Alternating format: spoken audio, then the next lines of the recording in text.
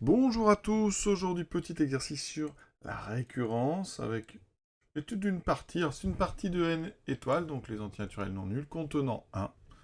Voilà, donc on sait que 1 appartient donc à A. Ça c'est la première chose, 1 appartient à A. Deuxième chose, si on prend un élément n appartenant à A, eh bien dans ce cas-là, son double de n appartient aussi à A. Donc par exemple, si 1 appartient à A, eh bien avec ça, on peut dire que 2 appartient à A. Et donc 2 fois 2 appartient à A, etc. Ensuite, autre règle, si n plus 1 appartient à A, avec donc n non nul, important, eh bien dans ce cas-là, l'entier précédent n appartient aussi à A. D'accord? Donc si vous arrivez par exemple à montrer que 4 appartient à A,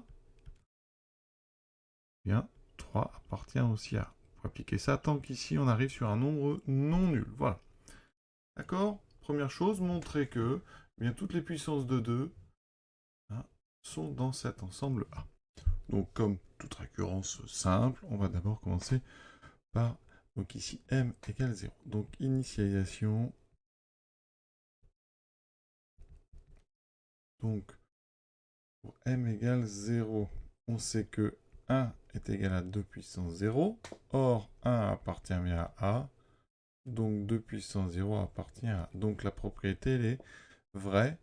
Donc cette propriété, je vais lui donner un nom, Pn. Je vais appeler ça donc 2 puissance m appartient à A. Donc ici, le P0 est vrai, P0 est vérifié. Maintenant, on passe à l'hérédité. On considère donc m appartenant à grand N, tel que 2 puissance m appartient à A. Quel est le but? C'est de montrer que 2 puissance m plus 1 appartient aussi à A. Donc ça va être assez simple. D'après la propriété qui est donnée I de cet ensemble A, si on a un nombre dans A, son double est dans A. 2 puissance m appartient à A, donc son double, 2 fois 2 puissance m appartient aussi à A. Or, 2 fois 2 puissance m, c'est 2 puissance m plus 1. Donc on vient de montrer que 2 puissance m plus 1 appartenait à A. Donc l'hérédité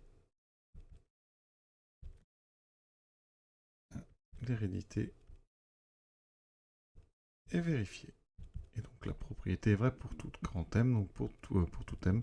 Pour tout M appartenant à grand N, eh bien 2 puissance m appartient à A. Ça veut dire que votre ensemble là, il contient toutes les puissances de 2, donc 2 puissance 0, 2 puissance 1, 2 puissance 2, 2 puissance 3, etc. N'importe quelle puissance ici de 2 est dans notre ensemble grand A. Maintenant, on va montrer que A est égal à n étoiles. Autrement dit, il faut montrer que A est inclus dans n étoile, donc ça c'est donné dans le texte, mais aussi que n étoile est inclus dans A. Donc il faut montrer que, quel que soit n appartenant à grand N étoile, eh bien n appartient aussi à grand A. D'accord? Donc comment faire ça? Comment on va procéder? Je vous explique avant de faire les démonstrations. Donc on va prendre n appartenant à n étoile. Alors, si n est une puissance de 2, c'est fini. N appartient à A, donc ça c'est parfait. Et si n n'est pas une puissance de 2, dans ce cas-là, on va l'encadrer entre deux puissances de 2. D'accord? Entre 2 puissance m et 2 puissance m moins 1. D'accord? Et on va montrer, alors, on a dit, si n plus 1 appartient à A, alors n appartient à A. D'accord?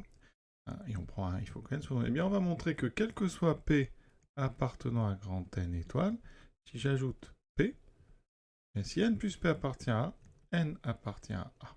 D'accord? Ça sera une petite récurrence. Et donc ici, ce que je vais faire, eh bien, c'est qu'à ce nombre n, je vais lui rajouter 2 puissance m moins n pour former 2 puissance m qui appartient à A. Et donc par cette propriété, ça va jouer le rôle de P. N plus P appartient à A, donc N appartient à A. Donc on rédige tout ça. On va donc montrer la propriété suivante. Par récurrence, ici, alors ça serait une récurrence, faire attention sur P. C'est pour ça que je l'indique ici. On va prendre un nombre entier N appartenant à N étoiles, et on va montrer que pour tout entier naturel non nul, donc P, eh bien N plus P appartient à A, implique N appartient à A. D'accord? Donc on commence tout de suite avec l'initialisation. Initialisation, donc c'est pour P égale 1, d'accord?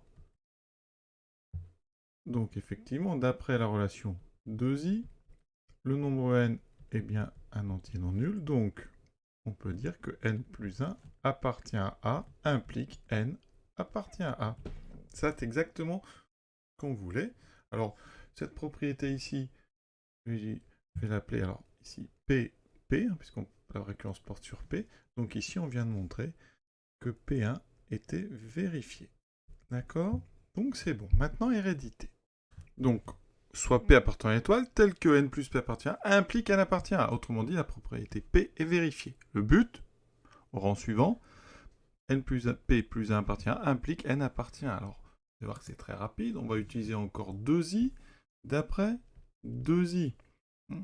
N plus P, ça appartient bien à une étoile, parce que n est strictement positif, P est strictement positif, effectivement, donc n plus P, c'est un entier qui est strictement positif. Donc ça, c'est bon. Ça veut dire qu'ici, je peux dire que n plus P plus 1 appartient à A implique n plus P appartient à A. D'accord?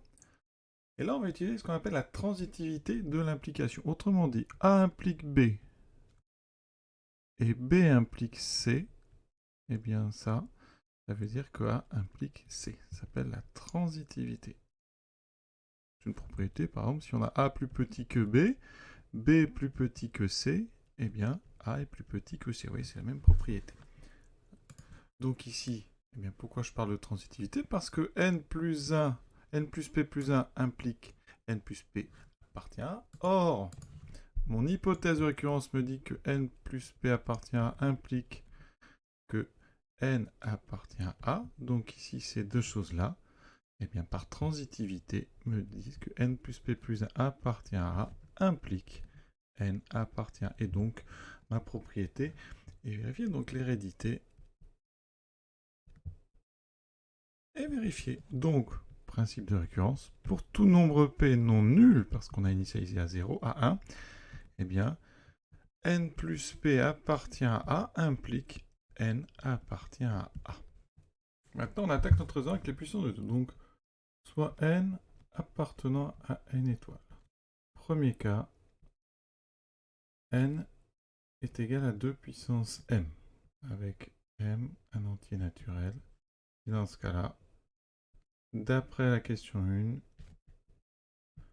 n appartient à A. D'accord? Deuxième cas. N n'est pas une puissance de 2.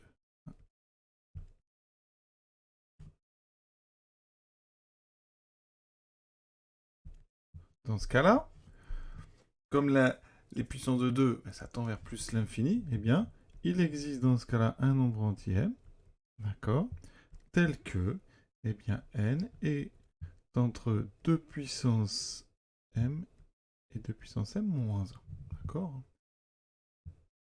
Et ça, hein, c'est garanti parce que, effectivement, la limite de 2 puissance m, donc si vous voulez 2 puissance 0 vaut 1, limite de 2 puissance m égale plus l'infini quand même tend vers plus l'infini. Donc il suffit de prendre pour m-1 la première puissance pour laquelle on va dépasser, pour lequel n va dépasser donc 2 puissance m-1, et après vous l'avez coincé comme ça entre 2 puissances de 2. Et maintenant j'utilise la propriété que j'ai démontrée, que je vais appeler 3i, avec une petite écriture de 2 puissance m sous la forme, donc 2 puissance m, regardez bien, je l'écris donc ici, n plus 2 puissance n moins n.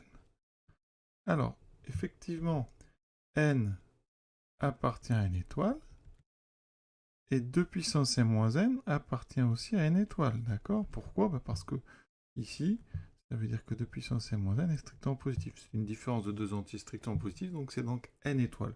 Et donc je vais appliquer la propriété que j'ai appelée donc 3i, avec donc mon nombre n, qui appartient bien à n étoiles, et le nombre p qui sera 2 puissance m moins n. Dans ces cas-là, eh bien, la propriété me dit que n plus 2 puissance m moins n appartient à A. Alors ça c'est vrai, parce que, effectivement, n plus 2 puissance m moins n, c'est en fait 2 puissance m. Et on sait que ça appartient à A, on l'a déjà démontré. Et donc je peux utiliser la propriété 3i. Donc 3i me dit que, eh bien ici, le nombre n appartient Donc, conclusion.